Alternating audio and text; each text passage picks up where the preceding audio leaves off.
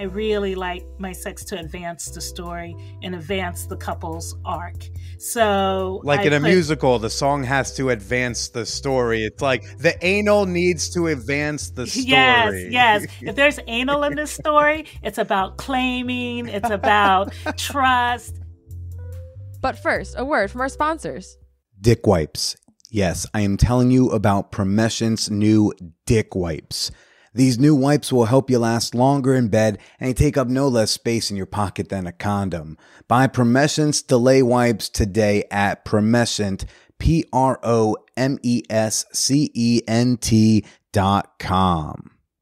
The Handy is leading a sex toy revolution for the dick havers. So you're going to want to get this one wrapped around your cock with free shipping when you use promo code Billy20 at thehandy.com.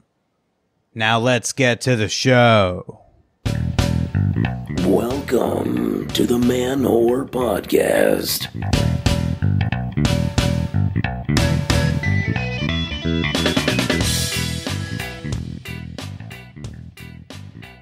Shout out to the smut peddlers and the dirty talkers, to the randy readers and anal editors. This is Billy Procida, and you are listening to the Man Whore Podcast. Welcome to the show. If you're new, I do not normally sound this shitty. Took my girlfriend to the Jets game. We fucking won. So there was a lot of yelling and screaming and celebrating, but Billy damaged his poor delicate voice. But welcome to the show.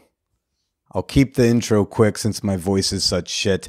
We have a very special episode this week. We're doing a very different type of show. I'm very excited about it. This week, we're talking all about erotica or erotic romance. I don't want to get yelled at. I don't know if it's inappropriate to market this as an erotica episode if most of the authors technically do erotic romance, but I don't know. You ever get Carolyn and Caroline wrong? That stresses me out. So for layman's terms, I'm going to refer to this as the erotica episode, but you will hear that many of our authors primarily do erotic romance. Okay, I've covered my bases. So one of my highest tiers on Patreon, you can be on the Man Whore Podcast. Asterisk, asterisk, tiny words, tiny words, tiny words. Okay. And so a couple months ago, I got a message from a woman on Patreon saying that in lieu of being on the podcast herself, she wanted me to do an entire episode dedicated to erotica. And so I pitched her this idea. And she was like, yes, please, let's do it. So shout out to Gretchen for making this episode happen. This episode literally goes out to you for all your love and support on Patreon. You are awesome. So I'm talking to 5 different authors of erotic romance today. We're chatting with Theodora Taylor, Skye Warren, Kylie Gable, Annika Martin, and Tiffany Rice. Now, I have no background or knowledge of erotica or erotic romance or romance novels, anything like that. All right, I haven't even watched The Notebook all the way through, okay? My only background with erotica is literotica.com, which is a really great website with a lot of really hot stories and a lot of not very well written stories. And I went to this boarding school where they had some pretty strict rules. You could get bad punishments at my boarding school. They had 5:30 a.m. workouts. So if you were skipping meals or misbehaving, they could just say you have a 5:30 tomorrow. And I hated waking up early and I hated workouts. I hated working out that early in the morning. So I was a pretty big rule follower at Hyde because I did not want to do a 5:30 a.m. workout. Then again, they did call me Narky McGee in high school, so that might also make sense. But one of the rules was you couldn't have porn. I would print out stories from Literotica when I was home on breaks, and then I would just keep them in this folder at the bottom of a desk drawer because no one's really going to be looking for it, and it doesn't really look like porn because it's not dirty pictures on it. It's just words. That's all I got. So I was fascinated by what these authors had to share with me. And at the end of each author's segment, we do a little reading. A man whore theater, if you will. Forced feminization, minotaur cock, and the ever-elusive eligible billionaire. Let's get smutty. Even I wish I could last longer during sex. Yeah, me, the Man Whore Podcast guy. Yeah, sometimes, all the breathing in the world can't stop me from busting a nut. And about a year ago, I tried Promescent's Delay Spray, and I was truly surprised by how effective it was at increasing my stamina. Now, Promescent is using the same premature ejaculation technology in an efficient wipe for the casual consumer. Yes, everybody, dick wipes. I am finally sponsored by Dick Wipes. I've wanted to be sponsored by Dick Wipes for literally years. This is a dream come true. But that dream doesn't come quicker than I'd like. Ayo, okay, Promescent's Delay Wipes are such an upgrade for me. I can just rip open the package, give my dick a quick once over, and I'm ready to go with a lot more confidence. And a lot of times, I don't have medical PE, although the Delay spray, fantastic if you've got like the PE, but like I just want to gain some extra minutes on my time. And most of the time to do that, I just need that boost of confidence to know I can get there. Plus, Promescent sells a whole line of sexual wellness products. So if you want to get better in bed and you want more time to be better in bed, try out Promescent's Delay Wipes at promescent.com. That's promescent.com. And we thank them for sponsoring the Man Whore Podcast. Holy shit, I got jerked off by a porn star. Kind of.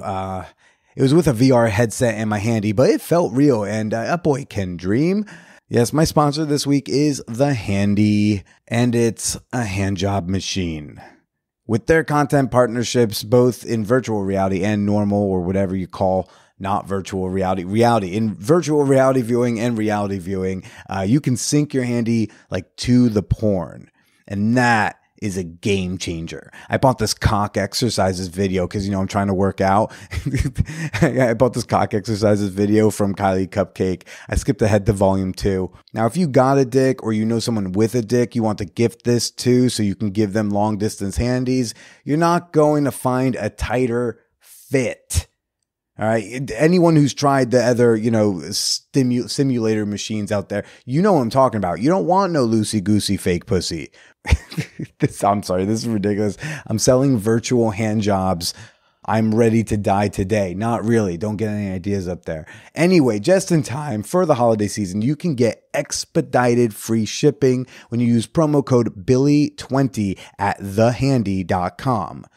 Yeah. Now look, they already give you free shipping. It's a marketing ploy. It's almost a scam. Everybody does it. You show up to a website to buy a thing, you see free shipping, and you go, oh my God, this is great. This is a great deal. But it was always going to be free shipping. But when you use my promo code, you get expedited shipping for free. They don't just give that to anybody. They give that to Fan Whore Nation, okay? So don't wait to get the realest fake hand job you've ever had. Shop at thehandy.com, thehandy.com, and use promo code Billy20. Now let's get to the show.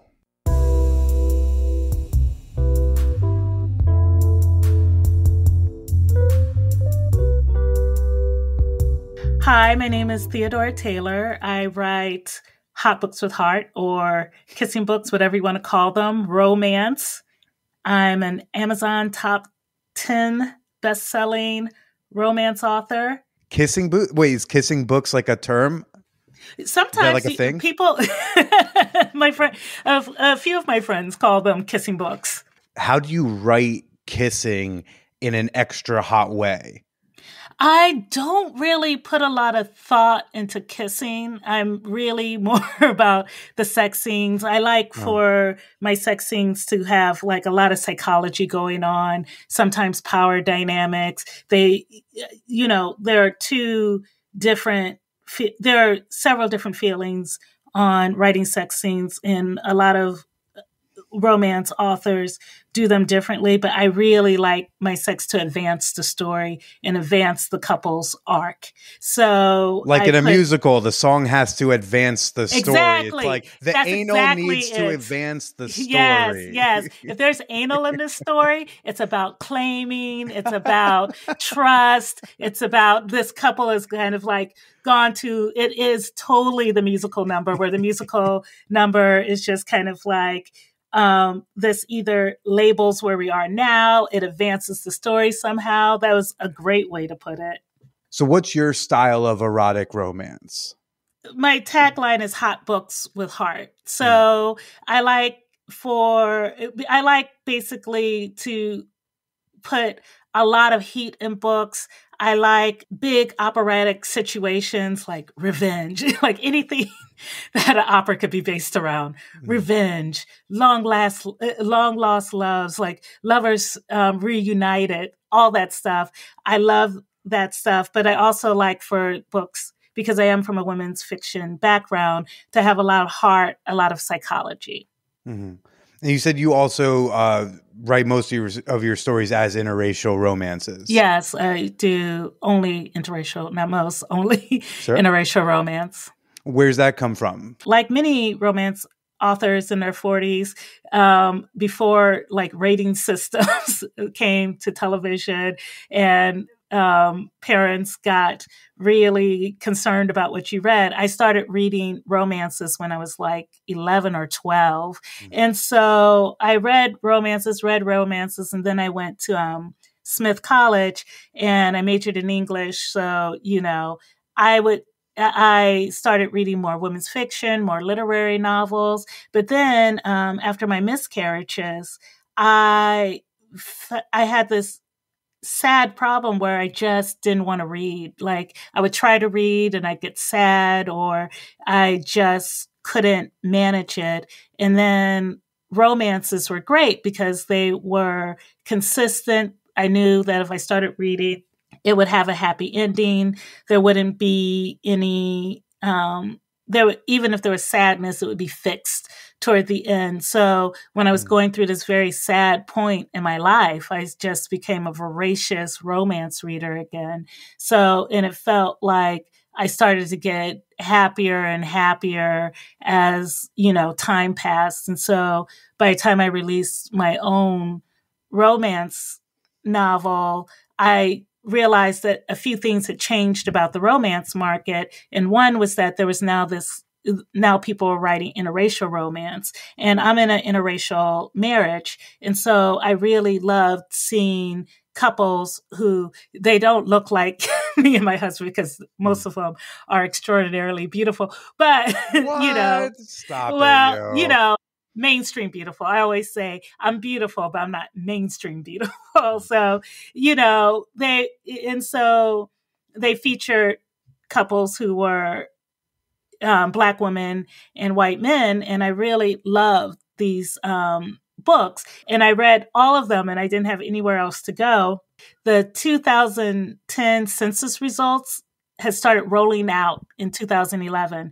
And there was all these stories at the time about how, oh my God, there are all these interracial marriages. There's so many interracial marriages. Yeah. And so they're like doing all these news reports on it. Now that we're in 2021, I think people find that very hard to believe that people were super surprised. Virginia vs. Loving was how long ago? Yeah. Well, not that long ago. It was like, 19. I should know this off the top of my head, but it wasn't as long ago as you'd want it to be. Let's just put it like that. It wasn't 100 years ago. Yeah. It doesn't have a century under its belt yet. All these stories are coming out about like now 1 in 10 marriages are interracial marriages, and people were, kind of reporting on it. And then I read something somewhere where they were like, this trend is just destined to continue. There will be more and more interracial romance. Destined, marriages. Like it's a bad thing. What? No, it's a good thing. Okay.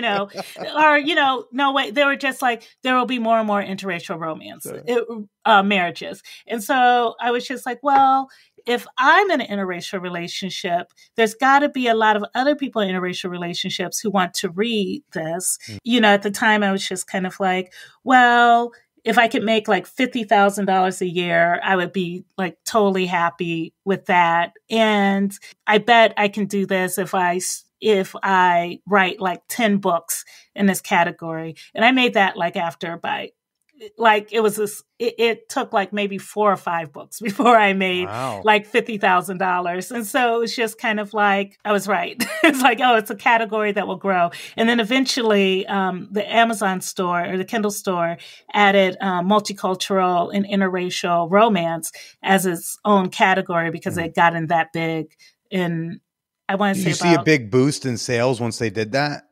yes. Yeah. Absolutely. Like people, like once people were able to find it, because, you know, a lot of people now it's like a top 100 category and people will go and try to find people who really love interracial romance will go and try to find interracial romance and they'll be just kind of like, oh, there's a new Theodore Taylor novel out and they'll just click it. I told you I'm not very familiar with the space and most of my research, you know, I know Literotica from my, you know, from my I youth. used to love Literotica. Right. Yeah, that was my introduction. But like I don't know the space very well. So I was like looking around. I'm doing very basic bitch like Google searches, trying to find erotic authors, like who I should be talking with. My perception is it appears to be like a very white space. A lot of white authors, a lot of white characters, a lot of white shit. You know, am I perceiving that correctly? Have things shifted since you started? That's interesting that you should say that. How old are you? Oh gosh, such a personal question. No, I'm 30. I'm 32 unless you're a casting person. No, I'm 32. My hairline is 40, but I'm 32. No, I was just saying, like, I was trying to find authors and I noticed like, wow, it's like just a lot of white ladies. Like, was okay. Like I speak to white women sometimes, I guess. Yeah. You know, I'll make some time. But then, so to find authors of color, I had to like search that to try to find that. You have to understand that when I was growing up and I went to a library to like, you know, get a romance novel, there were zero. Yeah. So for me, I'm just like, there's tons of people now in the like, but for your generation where it's just kind of like, especially for younger people, I would think they would say, hey, there's really not enough but I think, and also because I started an interracial romance when there just weren't that many interracial romance authors. So now I feel like there are a ton of great authors. And yeah, there could be more. I would say there's just a lot of us. Like if you go to Amazon and you click on like African American romance or you click on multicultural, you'll find a lot of us as well. So we're gonna read a little clip of your work. I'm very excited to see what we got going on. Tell us a little bit about the scene I'm about to read of your work. Tell us a little what's going on, what's the name of the book, and who are the characters? What are we walking into here? Okay, this is a scene from Her Russian Billionaire, which is my freebie if you want to check it out. The main characters are a couple. This is the prologue. They've met while they were in grad school. They're very poor. They're living in this dumpy apartment. Neither of their families approve of the fact that they're together. His family doesn't even know. He's basically Russian mafia, and she doesn't know this. And her family really doesn't approve. She's the daughter of a mayor of a small Texas town. This is some banter that they have at the beginning before he goes off to work and she goes off to school. It's set in Dallas during a heat wave. He wants to talk to the landlord again about getting their AC fixed. Yeah, so he's going like, you deserve a better place. I don't want to see you suffer. And she's like, I'm not suffering, baby. The only reason I'm still here. Oh, I see. I can't do the Texas twang, but really, you can do a Russian. You can't do. I mean, I didn't say it's a good Russian accent. I think it's like a comical, like you know, we're at a bar and we're trying. But I'll try to do a twang as well. You know what? I can actually do a really good Southern accent, so I will do her dialogue, and you can do everything else. How about that? So you start with "I'm not suffering, baby." I'm not suffering, baby. The only reason I'm still here is I don't have anything clean to wear except for a miniskirt and a couple of tank tops. I have no idea what I'm going to do for underwear. Alexi's dick pulsed at the mental image of her in a miniskirt wearing nothing underneath. As if sensing his desire, Eva crawled over to where he stood at the edge of the mattress and unwrapped the towel from around his waist. Maybe instead of talking to the landlord, you could be my honeybee and do a couple loads of laundry for me before you leave for work? She brought her face so close to his penis that he could feel the heat of her breath when she spoke. Few people hated doing laundry more than his Eva, and after 3 months of living with her, he had to learn to recognize the beginnings of a laundry negotiation. You don't want me prancing around the School of Social Work in a miniskirt with no underwear, do you? She asked, her Texas accent becoming even sweeter as her words got dirtier. What if I forgot I'm not wearing any panties and accidentally bend over in front of one of them horny security guards? Alexei shook his head in disbelief. You are using sex to get me to do your laundry again. Eva shook her head, lightly grazing his dick with her cheek. No, darling, I'll have sex with you even if you don't do my laundry.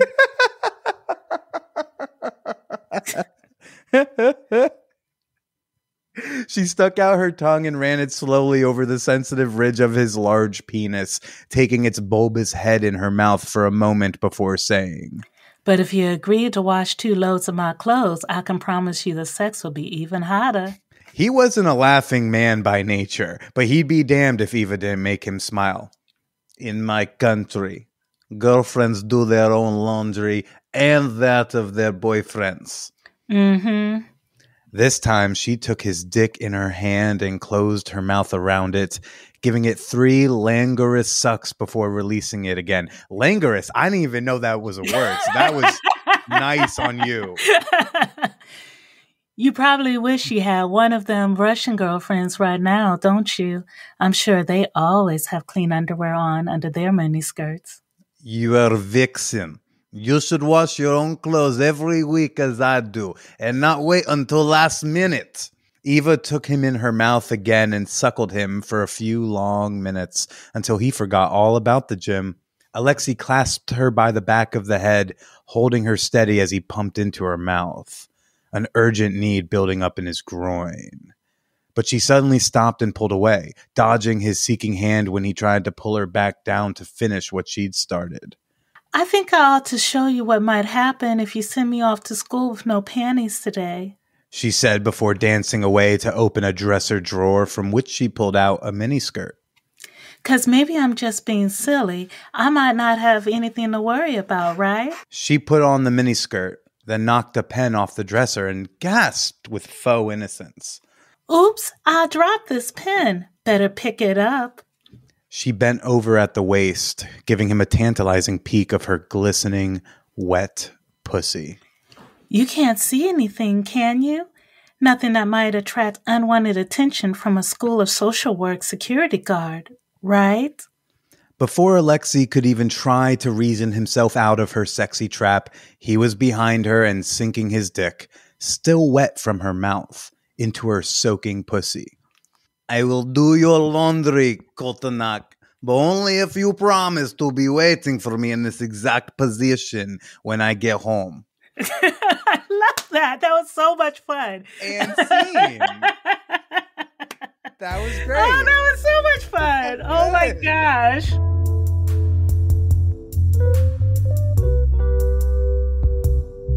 Hi, I'm Skye Warren, New York Times bestselling author of Dangerous Romance, and coming up here on my 10-year publish anniversary. So, big milestone there. Exciting.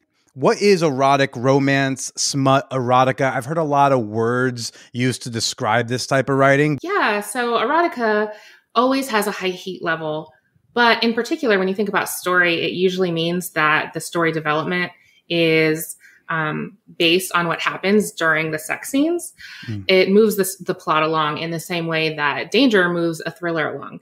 And so the heat level is fun, but it's also part of the story. It's part of the conflict. And I think that's what makes it interesting. So, I've always been drawn to writing sexy scenes. In fact, the first things I ever wrote were not in a book. They were on Literotica. Yeah. I mean, I love that site still. And I started posting stuff there and I was getting good feedback. And yeah. And then I got, I really consider myself first and foremost a romance author, which usually that's like erotic romance. It just means that the couple has to end up together. So you could write an erotic story that has a heroine who is just coming of age and she's not going to end up with anyone. She's going to go off and live her own life at the end of the story. And maybe she was just working through some kind of conflict. But if she doesn't end up in a relationship, then it's not called a romance. So that's very interesting. So you're saying like just plain erotica, it's fingering for fingering's sake, but like erotic romance, like the fingering has a purpose. It's bringing us to an end goal. Yeah, well, actually, you can have erotica that, I would say is sort of thinky and has, a lot of character development but it just doesn't end with romance, like she could be working through a grieving process. And she does that, maybe with someone. There's a book that I read where she met him at like, what is it called? Group meeting of survivors. And so they hooked up. No, it's a little darker. Sorry. And so like they were working through it together, sexually, but if there's no romance, they didn't end up together. That's kind of how I define the difference between erotica and erotic romance. How did you get into this type of writing? Well, I didn't actually know that romance existed as a genre. I mean, I knew about literotica for many years, but I didn't know that you could get entire books of it. I didn't know where it was in bookstores. And I didn't know that it was, tucked behind those covers in like the romance section. And so when I got my first iPhone, I found the Kindle app and then I was able to discover romance and I just started reading them. And as soon as I started reading them, I knew this is where I belonged. This is, an entire group of people who like what I like. I didn't immediately know that I was going to be a writer, but I had read for a while. And at the time, like I said, it's been 10 years now, self-publishing was still very new. And so with the publishers being gatekeepers, they would decide, oh, readers don't want this. And I am drawn to the more darker things, the more taboo things, the more forbidden things. And so they would say, well, we don't want that. We want it light and sunny, And so I wasn't always finding the kind of books that I wanted to read. So then that's where I decided to start writing them. What was like the difference between the books you were finding and the books you actually wanted to read? Like what was missing from what you had? I think it was very, like 10 years ago, I mean, the landscape has changed so much in part because of ebooks and self-publishing and like the democratization of publishing. But, like one of the things, like one of my first stories was actually about a woman who was a rape survivor, and they would occasionally be portrayed in romance, but usually it was in a very, I've never been with another guy since that one experience. And I'm very, shy, and the way that I will heal is, in this certain prescribed path. And that sort of frustrated me because I was like, there's just all these women not being represented. The cumulative effect is that there's like this message of there's just one true way to like be a survivor. And so I wanted to write that, and I wanted it to be sexy. And I also wanted it to be a romance, and I wanted it to be fun and all these things that you don't necessarily associate with being a survivor, but that's what I wanted to read in a story. And so that's what I wrote. Now, how would you describe your style of erotic romance? Yeah. So like I said, I do like books that are darker. I like books that are taboo. I like books that are forbidden. For a while there was this trend of romance books that were actually, what didn't happen too often, but there was this trend of books that were published with and without sex scenes. So if you liked the sexy stuff, you could read that. But if you didn't, they would be taken out. And so for my books, that would never work because so much character development happens in the story. So much plot happens in the sex that taking them out just would be confusing. And I really, to me personally, that's how I feel sex should be written in any book. It's not there just to be an explosion on the screen to show that this is an action movie. It should be doing something. Is erotica the stuff that has the words cock and balls and fuck, and the erotic romance is a little lighter on the language, or am I way off?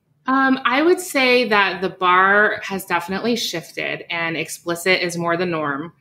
And, I don't know if that's a sign of the times or, to some extent that's a sign of, it used to be, like I said, when publishers were gatekeepers, they would literally be able to say, you can't use the word cock, you have to use a different word. And now with self-publishing being so prevalent, well, we're all using it. And so then even the publisher's like, okay, we'll use it. We don't want to be the only ones not using it. Right. So we don't want to be the lame ones. I think it gets a little bit more tricky when we're talking about females. Mm-hmm. I think because they are, what's the word? Not politicized, but just they're charged. Like they can be insults, right? Like being a pussy or, the C word. Assuming that I can say that here. It's the Man Whore podcast. You can say cunt. It's okay. You want to say it together? We could both say cunt. Okay. I can do it. I normally type it, but fine. Is it weird saying these words out loud?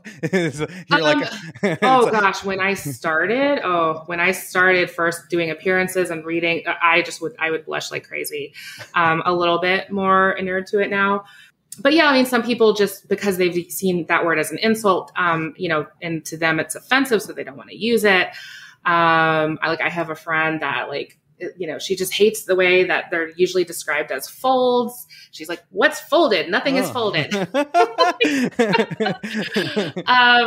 I kind of feel like the female body parts are a little bit more controversial. I really feel like we have gotten away from any sort of flaming man rod conversations in our genre. I feel like that would be very rare. You would have to look at a book that was 30 years old to find it. Why do you think your preferred style is darker? What is that about for you? Oh gosh. Unresolved trauma? I don't know. It's a fair answer. I know. Actually, it is true that I'll go in phases and sometimes I just don't feel like writing as dark. And one of my favorite authors, she wrote books that were pretty dark and she's been writing for, 40 years. She doesn't write like that anymore. And she's like, I could never write some of those books. And I actually feel like that. Some of my earliest books, I could never write them again. Mm-hmm. So, sometimes you're just going through an experience, for me, it's pretty normal to cry through writing a book. Mm-hmm. Fun fact. I also started writing them when I started writing seriously when my son was a baby. And so I would be worried that he would wake up, So I would write in the hallway on the cool tile floor with my laptop, hunched over. It's terrible posture. Don't do that to your shoulders. I am, first of all, just intellectually interested in people's kinks. That's what's hot to me is watching, someone get turned on by something and it doesn't really, even if it's not what turns me on. So I think from that perspective, I was always maybe well suited to write sexy books. And I, from a creative point of view, to explore different things. But in terms of darker stuff, yeah, it's just really personal. Mm-hmm, mm-hmm. Sky, so you have a scene for us from one of your works. Do you want to kind of introduce both what work it is from and maybe introduce the scene and characters at play? I know as one of the readers, I love to know my motivation. So Private Property is one of my really recent releases, and it's a modern day retelling of Jane Eyre by Charlotte Bronte. And some of the people who've read this book have been fans of Jane Eyre, just like I was. And they've said, oh, I love it. And then some people haven't. They're like, oh, I haven't read it, but I bet Charlotte Bronte is turning over in her grave because, of course, mine is way hotter than the original. But I like to think that she would not be turning over in her grave. I like to think that she was right on the same page with me. She just couldn't get it down on paper, but she knew Rochester. She knew how he'd be. So, I like to think that she's masturbating in her grave to your work, Right.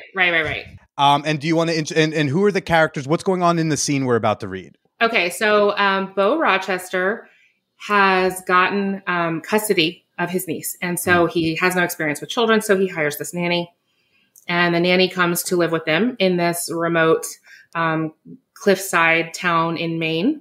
Very gothic, very rainy. And so they're living, together in this forced proximity situation. He's her boss. There's a power differential. There's an age differential. And they both know that they shouldn't be doing anything together, which just makes it better, right? Oh, yeah, I know. It's always fuck people that you're not really supposed to. Seems to be the theme. Okay. The air in the hallway should be freezing, but I don't feel the cold. There's only heat in his gaze across my skin. I push the waistband of my panties down to my thighs. Good girl, he murmurs. The words wash over me in a rush of pleasure and embarrassment. I know it's wrong to be doing this with my boss, with a man so much older than me, with a man who has power over me. But it feels sharper because of those things, sweeter because of them too. He leans close, enough that I can feel the warmth of the words against my temple. Spread your legs and hold your nightgown higher. It's hard to spread them with my panties around my thighs. I can only open them about a foot apart. Logistics, right? You know, always an issue. The confinement of the elastic makes it hotter, as if I'm tied up for him in a net of my own making. Even my hands are restricted. I'm holding up the fabric, which means I can't do anything else. I can't pull him closer. I can't push him away. As long as I follow his commands, I'm trapped against this wall, open for whatever he wants. He traces designs over my rib cage, and I shrink away from the ticklish sensation. He draws a heart on my stomach, and I suck in a breath. There's letters written into my skin along the side of my hip, but I can't make out the words. I'm on fire. He's teasing me the same way he teased my breasts, avoiding the place where I need him most. Pride has no space in this hallway. I push my hips forward, trying to tempt him, needing him more than my dignity. Finally, he pushes 2 fingers between my legs. He's nimble and light when he wants to be, precise when it comes to pain. But he's a blunt force in my pussy, 2 fingers rubbing hard and fast, making me pull up on my toes. I realize that he wants me this way, off balance. When I move my hips in a rhythm against his hand, he pulls back. The wall is trembling at my back. No, I'm the one trembling. Please, please, please. You beg so pretty. Men would die to have you. You know that? That makes me laugh, an unsteady, breathy sound. I'm no one. You are softer and more vulnerable than anything I have ever seen. It's like touching water. There's something not quite right about that. He shouldn't want me vulnerable. Or maybe I shouldn't like him being such a fortress. The thought flits through my head, then his lips touch mine, and it's gone.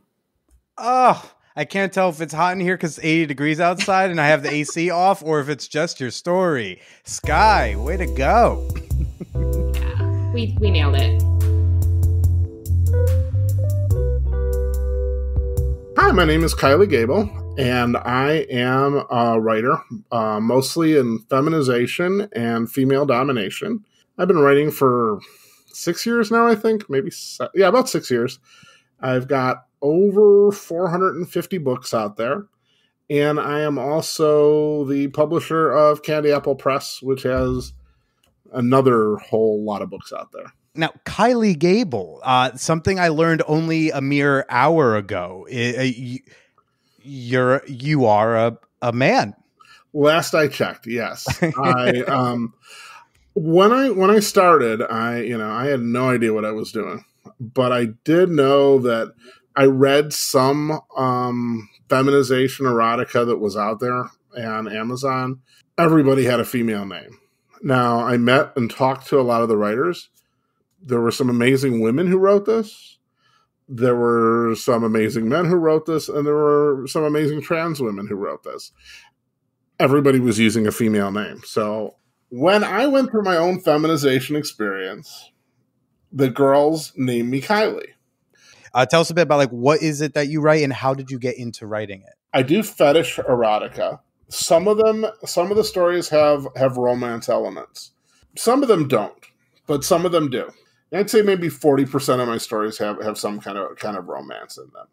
Do you want to tell the audience what forced feminization is?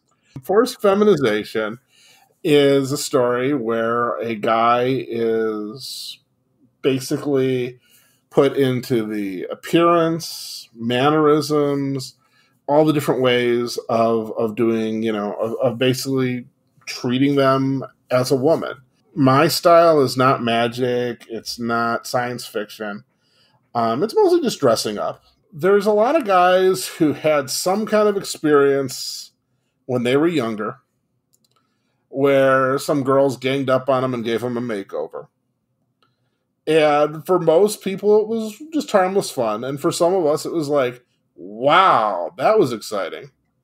And I kind of had that moment in college, and that's where, I started my writing from, was actually writing my own, what happened to me in college. And I thought that I had outsmarted one of the girls who was, doing this little prank or hazing or whatever you want to call it on me. And I said, well, if you're trying to, show how superior you are by turning me into a girl, isn't that, are you saying girls are inferior? And she said to me, we're not trying to turn you into a girl. We're just trying to turn you into what you think a girl is. Wearing a dress doesn't make you a woman any more than wearing pants makes you a man. So it's not quite as, women are stupid, so let's put a guy in a dress and he'll feel stupid too. It's not really that. And after college, I had absolutely no idea what to do with it. I kind of put it in the background and started having a bunch of normal vanilla type relationships. But I knew I had been through something tremendously erotic to myself. And I discovered phone sex. And my first 3 months on phone sex, I spent enough money to buy a new car. Not a great new car, but I spent about $15,000 in 3 months. I finally had someone I could talk to about this, because this wasn't something I wanted to tell girlfriends about, and it wasn't something I wanted to tell guys at the bar about. I finally had people I could talk to, and I really hit it off with one woman I was calling. I'm still friends with her. In fact, we're business partners now. And she said to me, I know how much you make. You can't keep doing this. And then she said, one thing you could do is to make a little more money. You've told me about what happened to you in college. I have so many sissies who call me that would love to read it. And that's what started me writing, was to pay for my enormous phone sex bill. There's another type of feminization story. Like I said, we don't do magic. We don't do science fiction. There's that type of story where it's like, pow, you're a woman. Now what's your experience as a woman? Whereas the type that I write is more like, most of the story has to do with your transition of how do you adjust to becoming a woman, and then, as opposed to poof, it's all done. And you're exploring that transitionary phase where a lot of other stories might skip over it and they're focused on the outcome. Right. It's like with two different parts, and I'll mention the outcome and they'll mention the transitionary phase, but our focus is completely different. And why is this different than, say, writing a story about a trans woman's transition? Well, I think you actually kind of just hit on this already. It's about how somebody adjusts. And even if you wrote about a trans woman's transition, it's about how somebody adjusts. I have written a handful of characters where, it was the next logical thing. That's what they did. But for most of my characters, it's how do you take the feminine and keep the masculine? How does this relate to you? People love the woman wronged stories where the guy, I always say there's this very, very fine line where feminization seems like the appropriate punishment. If a guy is sexually assaulting women, don't put him in a dress, send him to prison or get him fired. If a guy cuts you off in the grocery store line, he shouldn't have to spend the rest of his life in dresses.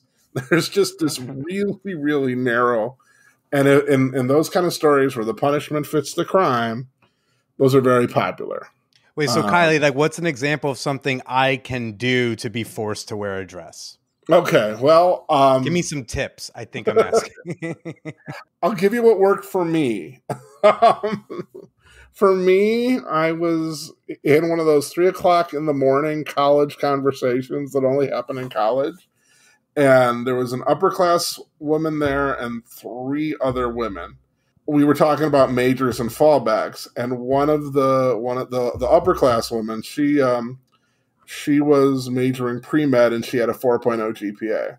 I don't remember my exact words, but what I told her was basically, it's a shame that doctor and nurse are 2 different majors, because I don't know there are a lot of jobs for women doctors, but you would probably make a really excellent nurse. Wow. No idea why the women in the room were suddenly pissed at me.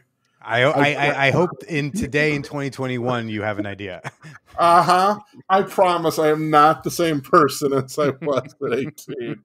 But I had this, first off, I'm the only boy in my family, so I had this worldview that like I was the golden child. And secondly, I didn't mean anything by it, but I was really good at sticking my foot in my mouth. And so, and long story short, I got challenged to a wrestling match by a girl and lost. And then once I was pinned down, one of her friends asked me, "So how does it feel to get your ass kicked by a girl?" Of course, I couldn't leave well enough alone, and I said, "Well, I wouldn't say she kicked my ass. I said I didn't want to hurt her, and there was all this furniture, so it's not like I could really go all out. This didn't really prove anything." And the problem with making all those excuses is she was still on top of me. Guys with big mouths or, chauvinist bosses, those are always good targets for those types of stories. Mm-hmm. So now, Kylie, today we're going to read, I am going to read with your reader a scene from one of your books. Would you like to introduce your reader? Sure. My reader, who is a friend of mine who has given me the most awesome dog in the world, and I've known her for over 5 years now, Shayla Spezia, who is just one of my favorite readers. She has this amazing Texas twang, which you're about to hear, which my readers just go nuts for. Hello, Shay. Hello. I'm very excited to read this scene with you. Kylie, can you give us like an introduction into what the book that this is from and what this scene is and who these characters are? The story is it's part of a 4-part series. This is actually from the 4th part, called Pinup: From A Guy to E Girl. It's actually the first COVID story that I wrote. All through COVID, I kind of ignored it. But I had this idea. I know a lot of women who wound up situations with work turn to things like OnlyFans over COVID. I did too, everybody. At Call Me Billy. Hi.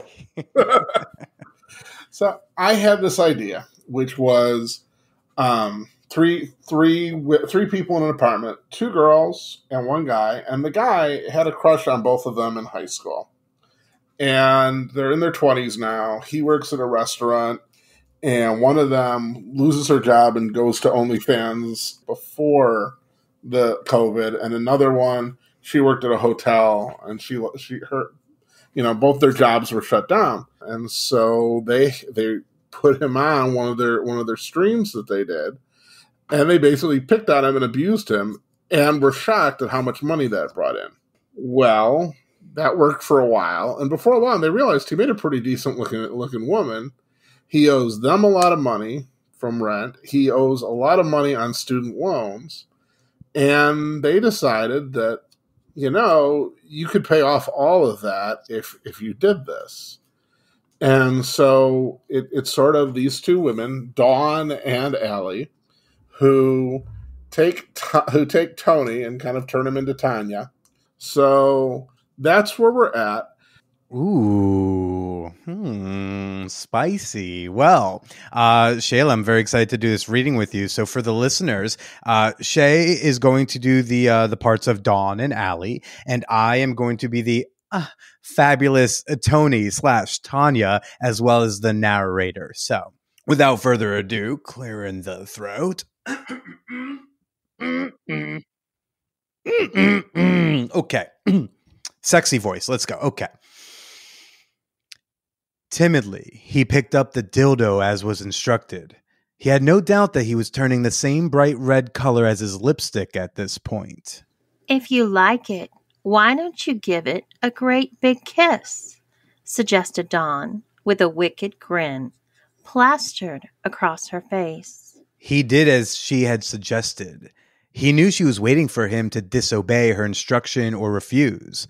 She must have known that Allie liked his willingness to suck off Jared and hoped to make him appear unwilling now. Hey, you didn't say nothing about Jared before. Okay. Y'all going to go have to buy the full book to find out what happened with Jared. That's a pretty impressive dildo. 10 inches long, realistic with balls. Pubic hair and suction cup, said Allie. Where did you get it? That's pretty awesome. Oh, I got it for Tanya, replied Dawn. I thought we could get some pictures and videos with it, but she kind of graduated to real guys first. She sure did, agreed Allie. Dawn's goal was achieved. She and Allie were on the same team again, and Tony was the outsider that they were both working on training. He spent the next 30 minutes on his knees with the dildo stuck to the living room wall by the suction cup. As he performed simulated oral sex on the dildo, the girls would offer him coaching and cheer as he humiliated himself licking and sucking the fake cock. Just so you know, sissy, now that you have a dildo, we are going to expect certain things from you, said Dawn. Like what? He asked, pulling his mouth from the rubber phallus. Keep sucking. You're doing great, said Allie. You're going to be so good at it, laughed Dawn.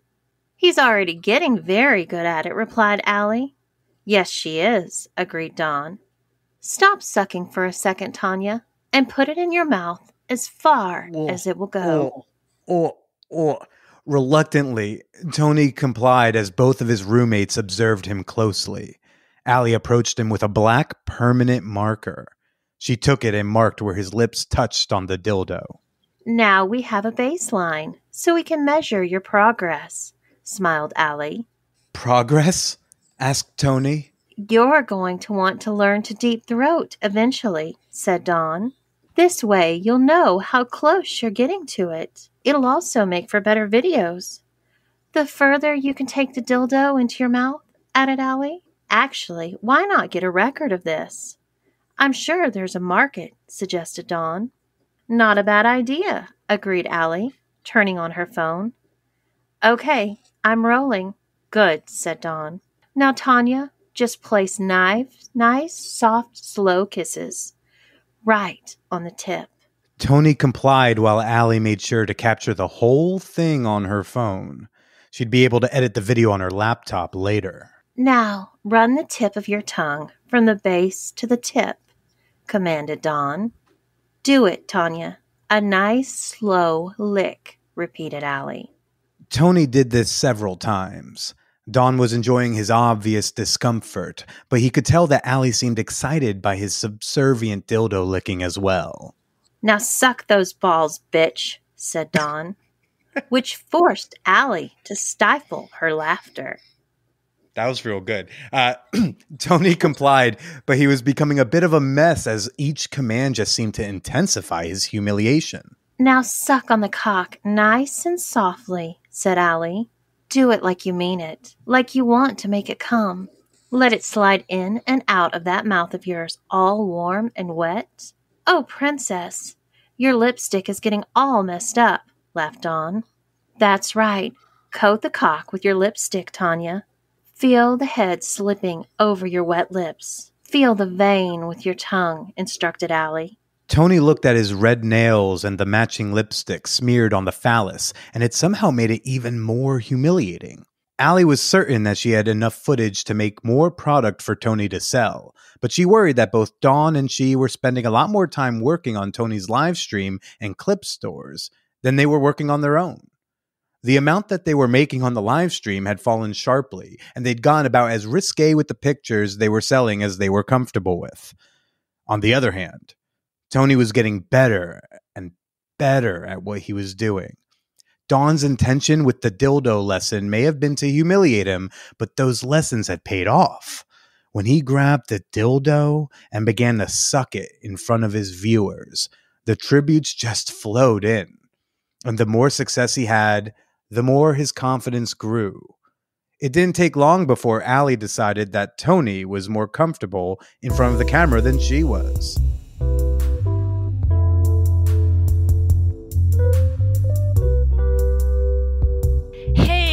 first of all, Billy, thank you so much for having me on the show. I'm Annika Martin. I am a romance writer, and I just sit and think of like exciting things and write them down.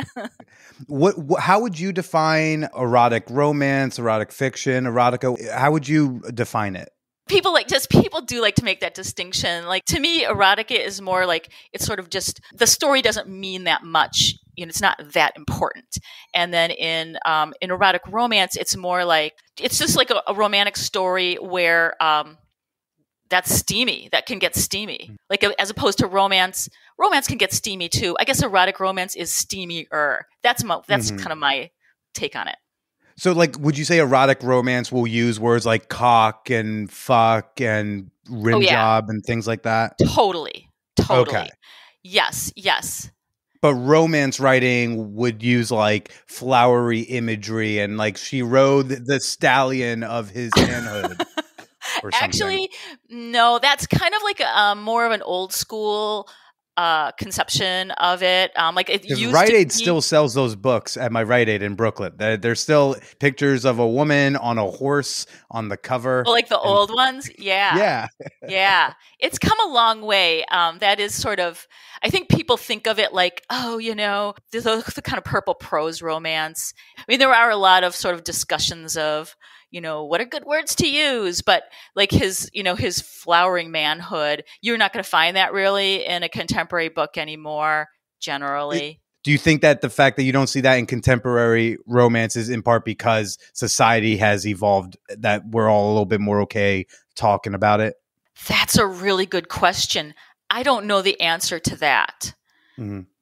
Maybe it's more possibly about women feeling like they can more own those sexual terms too. Mm-hmm. Like they don't have to sort of dress them up. You can just say cock and cunt and stuff like that. You can scream it even. You can just you can scream. You can open your window and just yell it, and like that's okay. Right? Right. I don't know what will happen, but we could. That's a really good question. I don't know the answer to that. I don't know the answer to that. I'm telling you again that I don't know the answer to. That's Sorry. Okay. How long have you been in the space, and what even got you into this type of writing?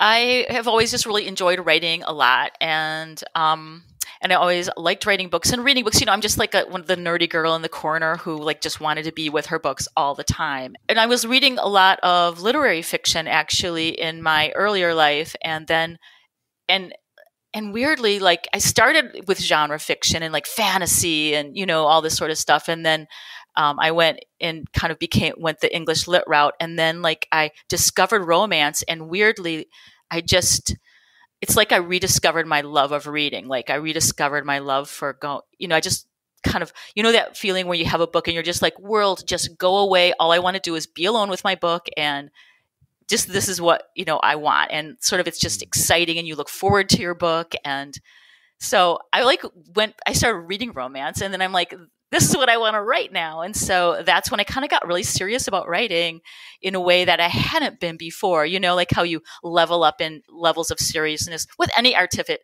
endeavor. So that's how I got into it. And I started, like, I was published traditionally by Random House in 2010. And now I mostly do indie publishing. You can kind of be more free and wild. Yeah, it seems like the concept of indie publishing has really opened the floodgates that like kind of a lot of people can now get into it, and that there's a lot more diversity of the types of stories you could go get. Absolutely. And publishers have like a bottom line, like they had to kind of cater to the masses, like, and thinking about numbers. But if you want to do something that's, you know, a little more offbeat, you know, like a big publisher, you know, with their machinery, it's not going to work for them to cater to that. But a single person can go make a really amazing living on that. You know, a person that wants this really specific thing, like I want like alien abduction or whatever it is, you know. I don't rate alien abduction, but like that wouldn't, I think, exist, you know, a genre like that. You know, and also like a lot of us started in traditional publishing and having problems with that, or not problems, but, you know, like all the sort of challenges of traditional publishing when you're trying to write sort of more, unusual stuff or sexy stuff. And then when the floodgates of indie open, you're hitting the ground running. You're ready. You're not like learning your craft. You've already got your craft. You're already ready, and you've been like sort of chomping at the bit to find and connect with an audience. And then like, oh, look, here you have the tools now. Now, how would you describe your style? I write in a lot of different genres. So I write like super dark books. I write super like fun, dirty romantic comedy sort of. And then I write more traditional straight romantic, not straight romantic, but like more romantic comedy that's just steamy instead of super dirty. So like, are your sex scenes a little more condensed? No, it's actually like for romantic comedy, I'm a steamier writer. Like a lot of romantic comedy writers that are especially traditionally published, that they'll have more condensed sex scenes. But I like to spend time on the sex scenes because I feel like a lot of character development can come out. Like a lot of times that's where people's weirdness is, or that's where people like, if they're up against something, it's sort of like, holding your feet to the fire when you're having sex with someone. Like you're just... There's more raw stuff there, raw emotional stuff, I feel like. So I like to mine that. And so like when I do romantic comedy, like it's important for me to have like fun stuff and funny stuff happen, in sex or not.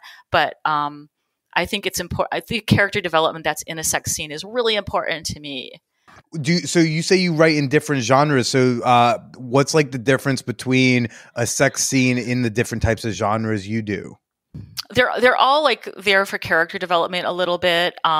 Romantic comedy would have more funny things. In a dark romance, it's more like a little bit more edgy and taboo. Like it's like, oh, look, here's the dark forest, and or like in the dark romance, it'll be like, he's an escaped prisoner taking me, like kidnapping me and taking me across the country, and it's a little more taboo. Let's just say, sure. And so it's a little more like. For instance, Sky and I wrote a book called Prisoner, where it's like an escaped prisoner like kidnaps his prison English teacher and is obsessed with her. And she's like, it's like a very edgy thing. And so that's not going to be a funny sex scene. It's going to be more like dangerous. Or like I have this series like the Kidnapped by Kinky Bank Robbers. That's kind of funny. It's like they just kind of have sex and then go around robbing banks all the time and staying in luxury hotels.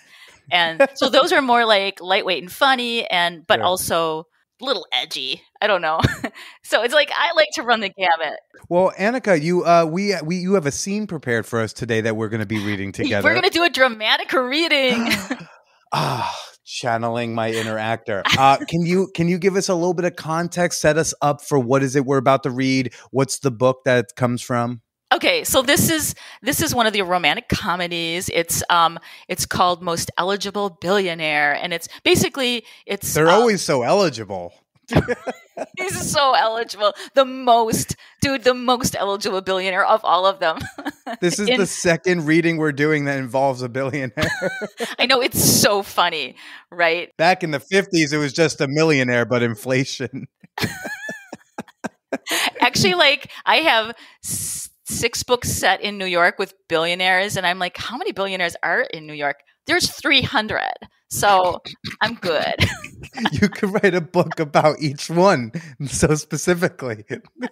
Yes, and they're all like unbelievably hot, unlike in real life.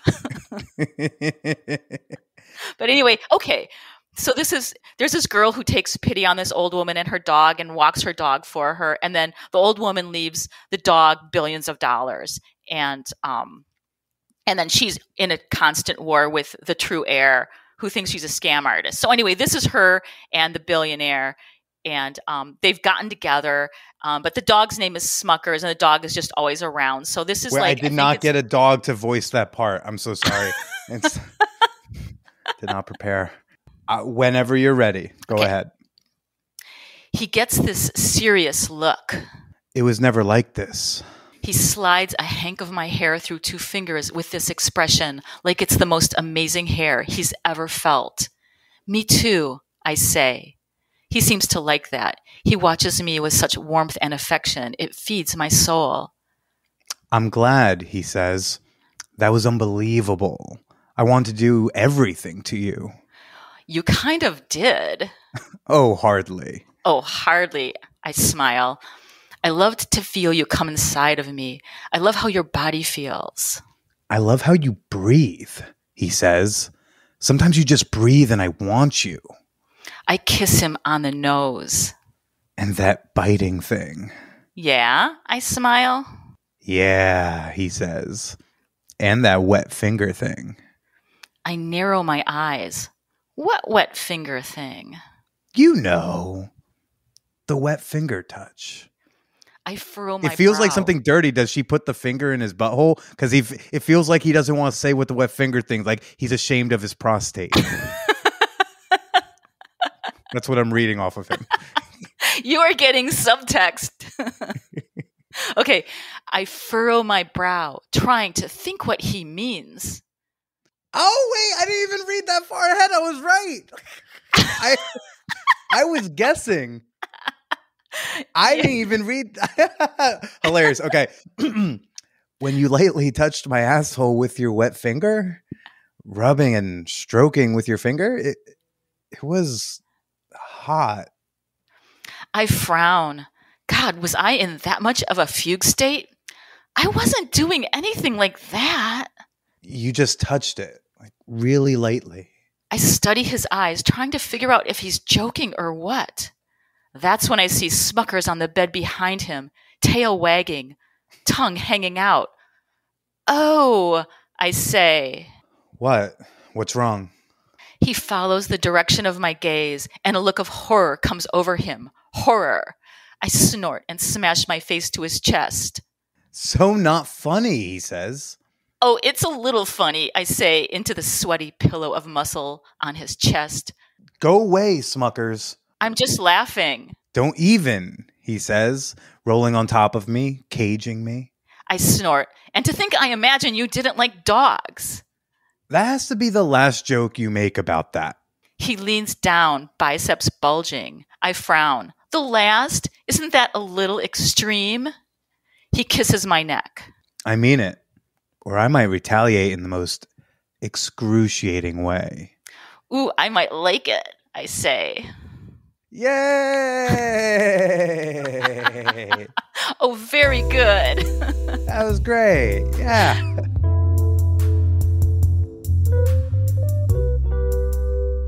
Hi, I'm Tiffany Rice. I am the USA Today best-selling author of The Red and the author of the Lambda Award-winning Original Sinners series from Harlequin Mira, published about 30 smutty books, which is a lot of smutty scenes. So very happy to be here today talking about erotica. How would you define erotica, erotic romance, what you do? Well, erotica and erotic romance are different. So an erotic romance is a romance novel, and it fulfills all the criteria of a romance novel. A couple or a throuple, perhaps. If we're in erotic romance, you might have more than two people involved, but it still has people working toward falling in love, building a relationship, and an optimistic ending that they're going to stay together and have a good relationship. So an erotic romance is just a romance novel with much more explicit sexual content than your average romance. So like using the word cock versus manhood. That, and also just more scenes. You know, you could have a pretty explicit sex scene in a romance novel, and there might just be one of them, and it's fairly explicit, and that wouldn't make it an erotic romance.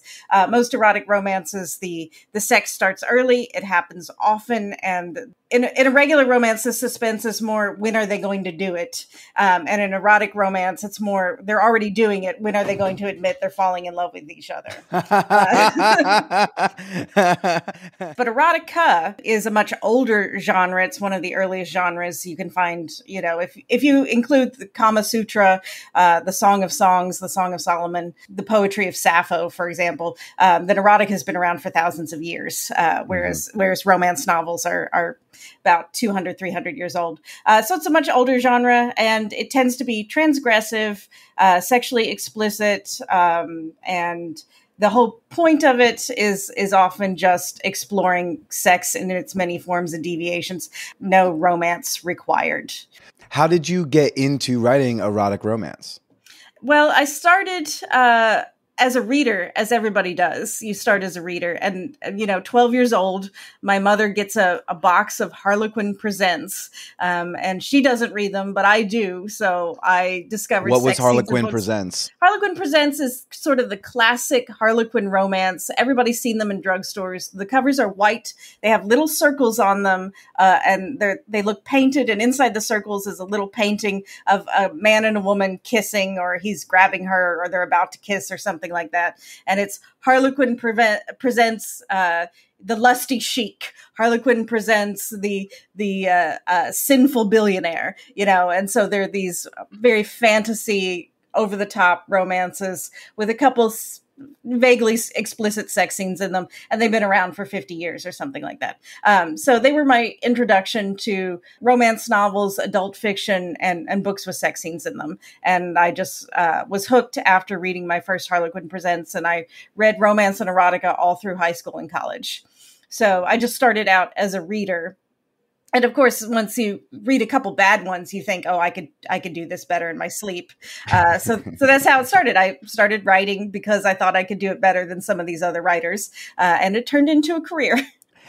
What was it like writing your first novel? It was fun. I mean, because I had written some erotic fan fiction and posted it online, which is good training ground. That's kind of with your training wheels. And I got so much good feedback on it and such an ego boost and so much support that I realized, okay, I'm pretty good at this. This is in my wheelhouse. So it was actually not scary. It wasn't intimidating because I had sort of eased my way into it by posting erotic scenes on the internet for small groups of readers.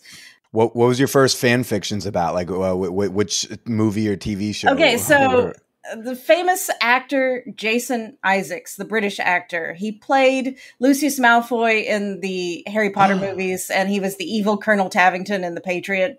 So one of my best friends was obsessed with him, and she sent me some lusty Colonel Tavington fan fiction, and it was so hot it made me want to watch the movie.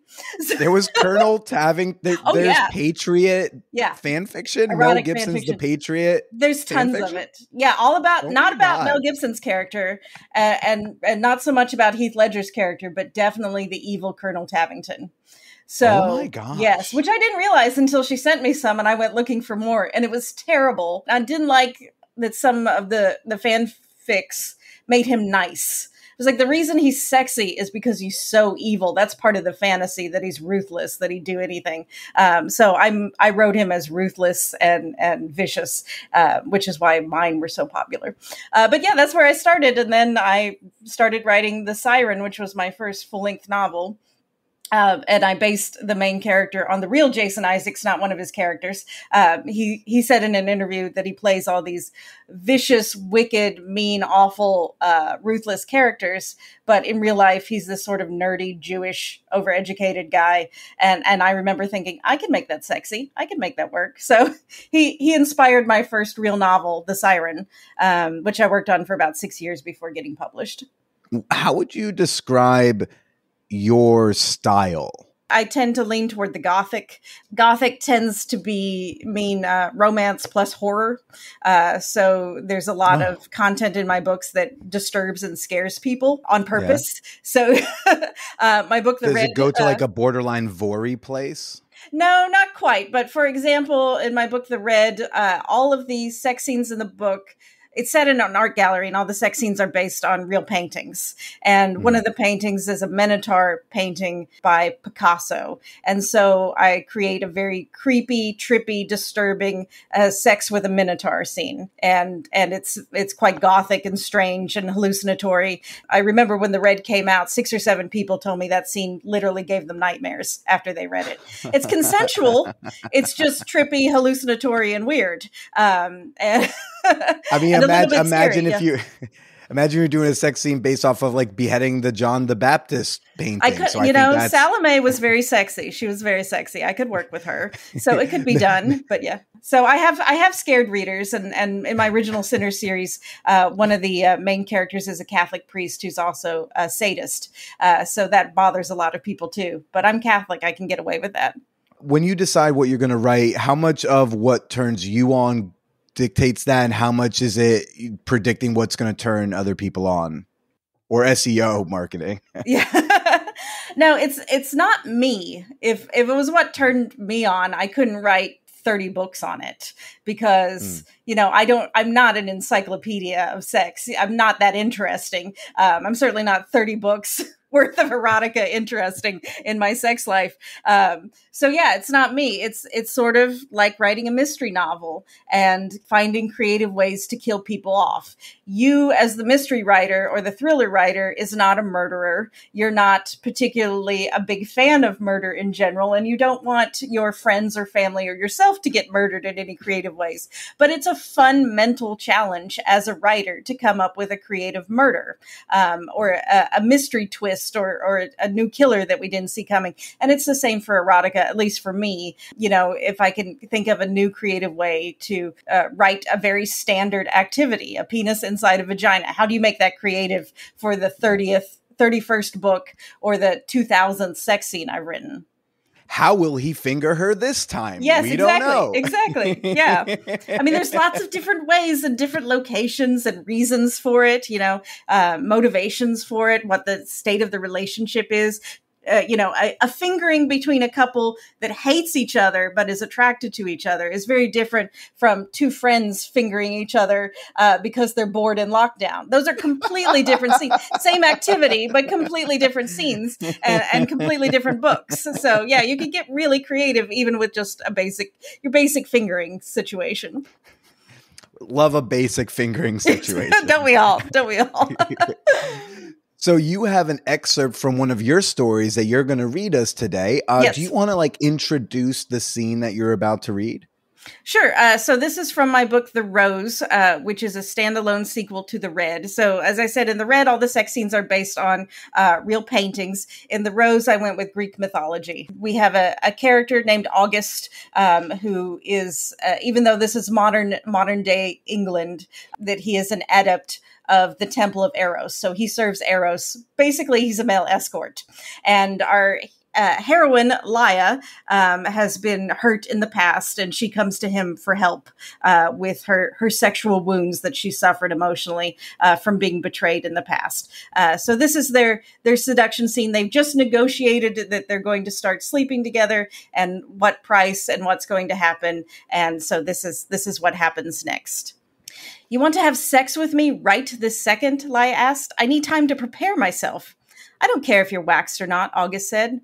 That is not what I was talking about, she said. Laia took a deep breath, tried to slow her panic breathing. I meant I needed to emotionally prepare myself. Mind-body connection, I'm not going to put my cock in your brain, he said, although in certain positions it can feel like that, I hear. Your ankles on my shoulders, for example, can get very deep. Want to try it? Laia tried not to picture that. She failed. August unbuckled his belt. So much for calming her wild breathing. Please stop that, she said. August gave her a long, searching look. His strange, stormy eyes were full of what appeared to be compassion. He didn't just cheat on you, did he? What did he do? Nothing I can talk about, she said. It was very bad, all you need to know. He didn't press, and she appreciated that. You've been hurt, he said. The sooner you sleep with me, the sooner you'll start to feel much, much better. I promise. I'm not being glib. I do this job for a reason, and that reason is I'm very good at making my patrons feel very good. I also make my Patreon members feel very good. As you should. Good job. Well done. August touched her chin gently and tilted her face up to meet his eyes.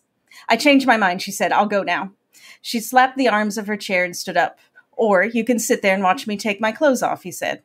Also a viable option, she said, sitting down again. She could always leave after he took his clothes off, and she would, right? August pulled off his shirt, and she stared, as if hypnotized, as he tossed it onto his jacket. The jeans next. There were no underclothes to bother with. He stepped in front of her, completely naked. He was magnificent. There existed no other word for him in any language. He had an athlete's form and a boy's beauty and a man's cock. He held out both arms to his sides and slowly turned in a circle, displaying himself to her like goods on the auction block. And where was her bidding paddle when she needed it? Muscled arms etched with veins, broad, long, smooth back, narrow waist, a perfect arse, endless legs with thighs corded with muscle. She stared at him. There was no comparing his skin to velvet or silk or stone or steel. He was smooth, hard, male flesh, all of him. His pulse beat at the base of his throat. She tried to meet his eyes, but her gaze wandered down to the tattoo of the 3-petal rose on his lower stomach. The urge to press her tongue to it was almost overwhelming. Her stomach contracted, her breaths grew short and shallow, and her fingernails dug into the leather armchair when she allowed herself the pleasure of looking at his cock. Beautiful cock, hard and erect, large enough to frighten her, but not to frighten her away. She had thought she'd felt lust before, but that had been like a child dipping her toes into a wading pool. Now Laia threw herself naked into the deepest end of the ocean. August was not simply a beautiful man. August was a god.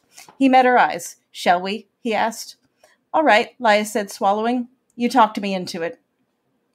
Ooh, So, very well done. Thank you. Just a fun little seduction scene.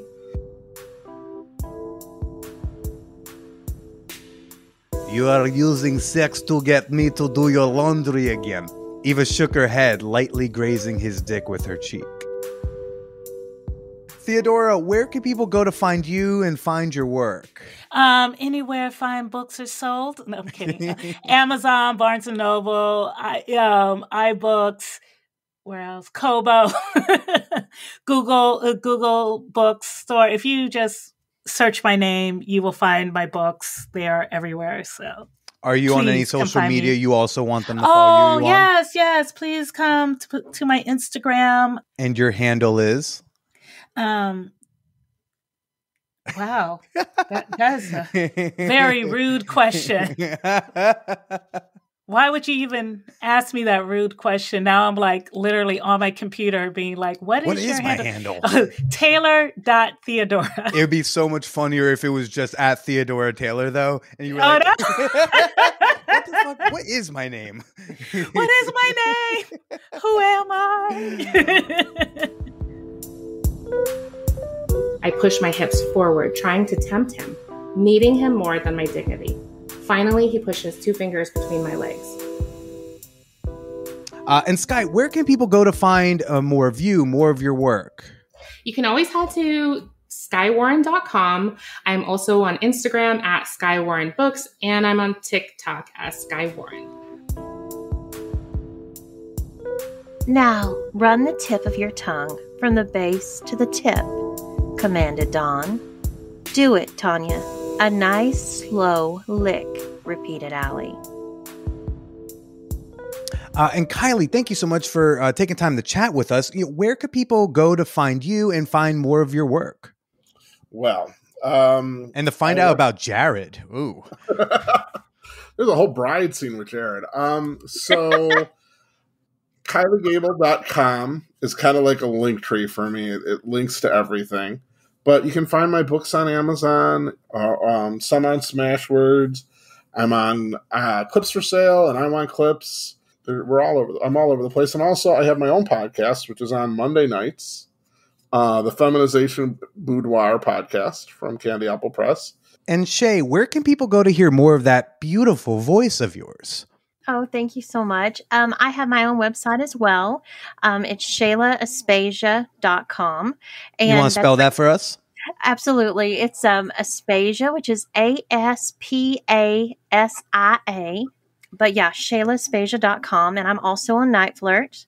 And you can find my audios on Clips for Sale, and I Want Clips too. Yeah, he says. And that wet finger thing.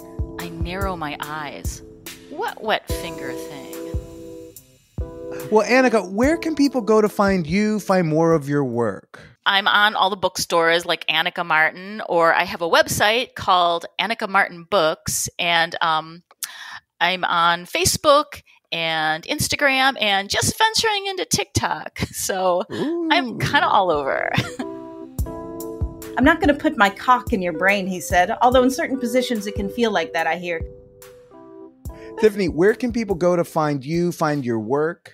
Well, I would tell you on Instagram, but Instagram's down today, along with Facebook and, and everything else out there. But if ever Instagram comes up again, I'm Tiffany_Rice, REI. S is in Sam, Z is in zebra, on Instagram, and TiffanyRice.com on my website. So that's where you can usually find me or information about me. Tiffany, why don't you go ahead and say goodbye to everybody? Goodbye, man horse, and all of your followers, and all of your whores. God bless. All the whores. All the whores. All my love to all the whores. God bless. Bye, everybody. Thanks. Thank you so much for having us. This is great. I really enjoyed myself and really enjoyed listening to you read this. Yes, thank you so much. I really appreciate being here too. Bye. Bye, everyone. Thanks for having me. Oh, goodbye. And Billy, thank you for having me. To all the future and current romance readers out there, thank you and happy reading. Y'all think I got a future in erotica voiceover or what? What do you think? Let me know shoot me an email at manwhorepod@gmail.com. Folks, I will have links to all of our guests today, including the lovely Shayla Aspasia, in the show notes of this week's episode. Fan Whore Nation would love to know what you thought about the erotica episode. Come by the champagne room and let us know what you think. Introduce yourself today at manwhorepod.com/Discord. Don't forget to call in and leave a message with your comments or questions or criticisms to 626-580-1351. You just may hear it here on the show. I don't remind y'all to do this often. I'm not sure if how much I really need to say this every week. It's like if you're the person who does ratings and reviews, I feel like you go and do them. But I guess every once in a while you might need a nudge because the people who don't do ratings and reviews, yeah, they don't really do them. And then I don't think me saying it now is going to change anything. But whatever, folks. If you're listening to this show on Apple Podcasts, hell, even if you don't, but you got an iPhone, do go leave a 5-star rating and review on Apple Podcasts for the Man Whore Podcast. If the app you use has any sort of review or rating system, I would really appreciate your support and feedback over there as well. And by feedback, I do mean 5 stars. Come on, folks. Nothing, ratings aren't real. This is all a game of numbers here. And y'all are on my team to, I guess, help me win it. And I'm going to help you try to win some of it. And then we all get to die in a box one day.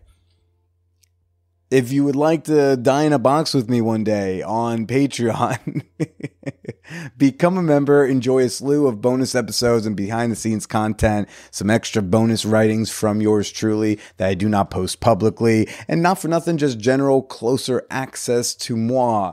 You can join up for as little as $2 at patreon.com/manwhorepodcast. That's Patreon, patreon.com/manwhorepodcast. JETS, Jets. Take flight. Stay slutty.